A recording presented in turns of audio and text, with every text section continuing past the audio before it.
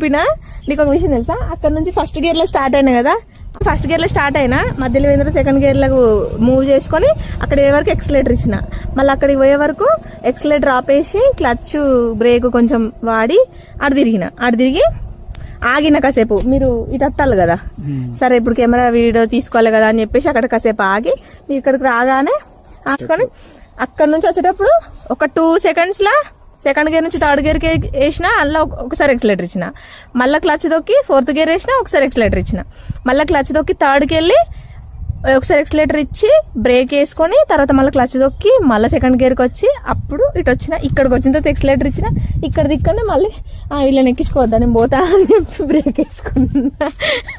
అట్లా జరిగింది. డాలీ నువ్వు భయపడ్డావా వదిలేసిపోయిందని?